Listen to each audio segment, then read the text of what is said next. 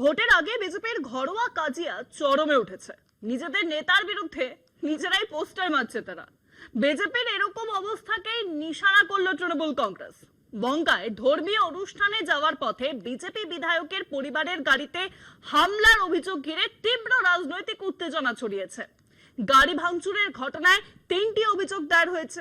ইতিমধ্যেই 3 জনকে গ্রেপ্তারও করেছে পুলিশ। ঘটনার প্রতিবাদে পথ অবরোধে শামিল হয় বিজেপি।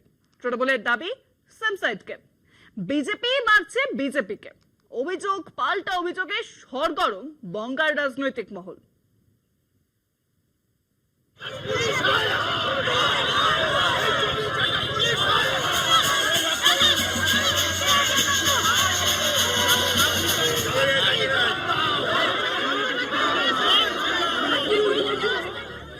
উত্তর 24 পরগনার গোপালনগর থানার বেলেডাঙ্গা চারাতলা এলাকায় এক ধর্মীয় অনুষ্ঠানে যাওয়ার পথে হামলার মুখে পড়েন বনগাঁ উত্তরের বিজেপি বিধায়ক অশোক কীর্তনিয়ার স্ত্রী এবং বনগাঁ দক্ষিণের বিজেপি বিধায়ক স্বপন মজুমদারের শ্বশুরবাড়ির সদস্যরা। অভিযোগ, দুষ্কৃতীরা গাড়ি আটকে ভাঙচুর চালায়। অশোক কীর্তনিয়ার দাবি, তৃণমূল আশ্রিত দুষ্কৃতীরাই এই হামলার সঙ্গে জড়িত এবং তার পরিবারকে প্রাণে মারার চেষ্টা করা হয়। দেখুন, আমার মিসেস আজকে বনগাঁ উত্তর বিধানসভার গোপালনগর পঞ্চায়েতের বেলেডাঙ্গা চারাতলা এরিয়ায় একটি ধর্মীয় অনুষ্ঠানে গিয়েছে।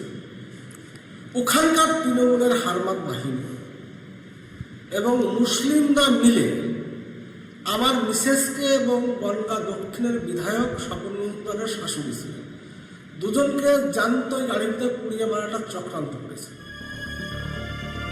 তাদের বিরুদ্ধে ওঠা অভিযোগ অস্বীকার করেছে তৃণমূল।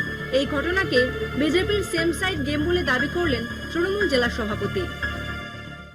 ওর গাড়ির মধ্যে অন্য হারমাদদের নিয়ে ঘুরে বেড়ায়, তারা নেমে তাদেরকে অকাত্য ভাষায় গালিগালাজ করেছে, মারধর করেছে।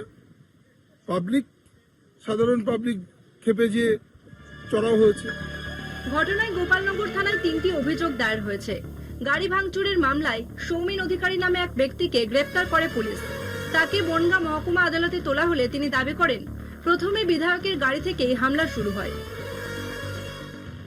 আমি তো গাড়ি ভাঙচুর করিনি। আমি ওখানে ভিড়ভাট্টায় পাড়ার লোকের সাথে গিয়ে দেখছি ওই অশান্তি হচ্ছে, তার মধ্যে জড়িয়ে গেছে।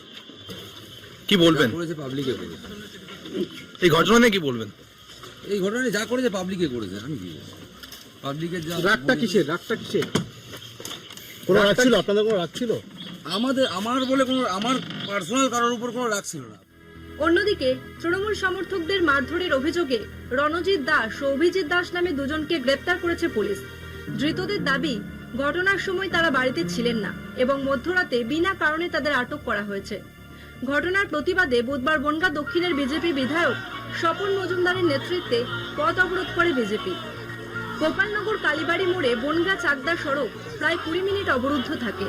মহিলা কর্মীরাও ঝাঁটা ও প্ল্যাকার্ড হাতে আন্দোলনে সামিল হন। প্রশাসন তো চটিচাটা, দালাল প্রশাসন। তারা ওখানে গিয়ে আসল যে ভিকটিম তাদেরকে সঙ্গে সঙ্গে গ্রেপ্তার না করে আমরা লিখিত অভিযোগ দেব তার অপেক্ষা করছি। হামলা, পাল্টা অভিযোগ, গ্রেপ্তার ও পথ অবরোধ সব মিলিয়ে বনগাঁর এই ঘটনাকে ঘিরে রাজনৈতিক উত্তাপ বাড়ছে। তদন্তের অগ্রগতি কোন দিকে মোড় নেয়, নজর সেদিকেই। বনগাঁ থেকে শান্তনু ঠিকাদারের রিপোর্ট, কলকাতা টিভি।